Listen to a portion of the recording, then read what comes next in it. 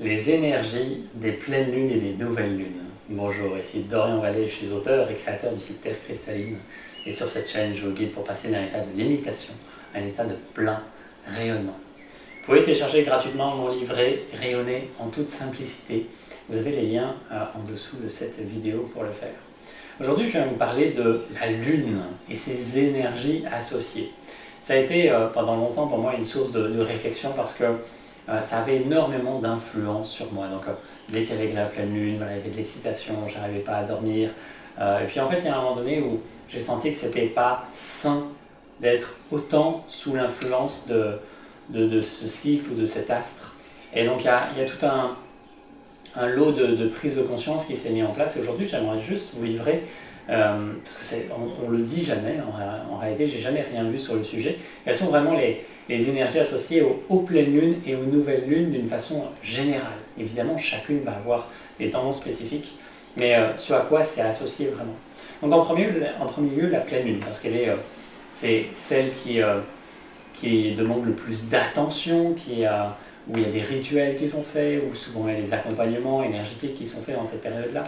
Et donc, l'invitation ici, c'est juste de voir que la lune, la pleine lune, la lune en fait d'une façon générale est reliée à l'astral déjà, et va dans sa plénitude, donc dans son éclairage maximal, et donner énormément d'énergie. Ça va donner énormément d'énergie dans la forme, dans la matière, dans tout ce qui est lié à l'illusion, à la maya, et va permettre d'être beaucoup plus proche de notre identité, de tout ce qui s'y raccroche, par exemple toutes les pensées, toutes les émotions, toutes les blessures qu'il peut y avoir. Et donc c'est des moments très propices pour pouvoir être avec tout ce qui peut faire obstacle à notre pleine expression. Donc vous allez peut-être être plus émotionnel, vous allez avoir plus d'énergie pour pouvoir faire face à ça plus facilement. Ça va vous permettre comme si cette lumière pénétrait à l'intérieur de vous et allait débusquer ce qui a besoin d'être mis en lumière au fond de vous. Mais d'une façon générale, la lune, cette pleine lune, va exciter.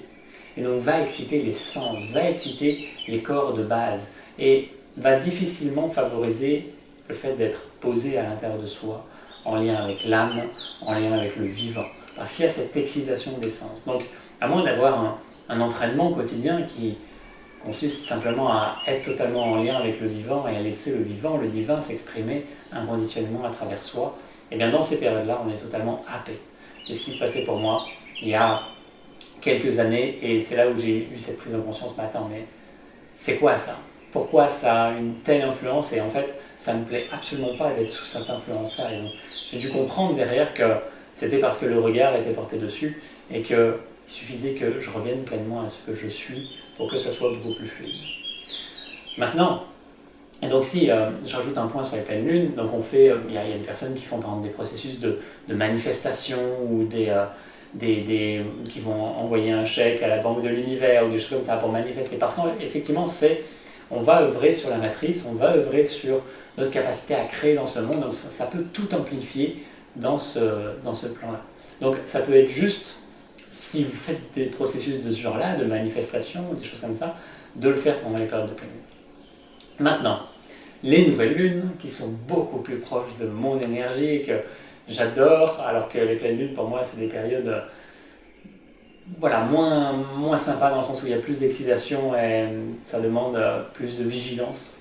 Donc, en période de nouvelle lune, c'est vraiment l'énergie du vide, c'est l'énergie de la présence, c'est l'énergie de la profondeur, c'est l'énergie de l'immobilité intérieure, c'est l'énergie du point zéro. Et en fait, ces phases-là vont être particulièrement propices pour méditer, pour être assis au fond de soi, pour être en lien avec le divin, avec le vivant, avec ce qui est éternel, avec ce qui est intouchable, avec ce que le mental ou l'émotionnel ne pourra jamais comprendre ni saisir, parce que c'est au-delà de tout concept, de toute perception. Donc ces périodes-là sont propices simplement pour être au cœur de soi, en présence de soi, et pouvoir juste laisser le vivant s'exprimer inconditionnellement à travers soi. Donc ça permet juste de repositionner les choses et de mieux saisir ce que vous pouvez vivre dans ces périodes-là et peut-être mettre en place des actions spécifiques si vous en avez l'élan en fonction de ces éléments-là. Parce qu'on voit souvent la pleine lune comme un moment hyper précieux, sacré, etc. Alors que dans mon expérience, c'est beaucoup plus précieux d'être en communion avec la nouvelle lune qu'avec la pleine lune. La pleine lune va être seulement sur le plan de la Maya, le plan de l'illusion, le plan de l'identité, le plan de l'expérience terrestre et comment peut-être ajuster des choses sur le plan terrestre, peut-être améliorer des choses, les changer, etc., être libéré des émotions, des choses comme ça. Et donc c'est ok, voilà, ça fait partie du chemin de chacun. Maintenant, en nouvelle lune, vous avez vraiment la possibilité d'être au fond de vous-même, en lien avec l'éternel, l'originel en vous. Et c'est vraiment extrêmement précieux, dans mon expérience en tout cas. Maintenant, ce 21 juin, il y aura le solstice d'été en lien avec l'éclipse solaire de cet été, qui est vraiment un moment particulièrement fort, intense dans l'énergie, et ça sera aussi une nouvelle lune. Donc il y a vraiment tous les ingrédients propices pour être en lien avec soi et pouvoir nous reconnecter à notre nature divine, cristalline. Et c'est pourquoi il y aura la reconnexion cristalline du mois à cette date-là. Et donc voilà, si vous voulez y participer, vous avez aussi tous les liens en dessous de cette vidéo, et ça sera donc dimanche à 20 h, et je me réjouis d'être en présence avec vous, parce que c'est vraiment, c'est rare qu'il y ait autant de paramètres énergétiques qui soient propices à faire une expérience de ce genre-là.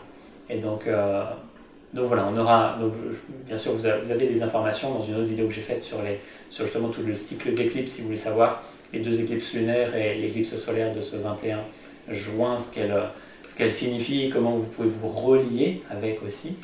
Mais voilà, d'ici là, je me fais une joie aussi de vous retrouver à la prochaine reconnexion cristalline si vous en avez les dents. Je vous souhaite de vivre une merveilleuse journée et vous dis à très très bientôt. Namaste.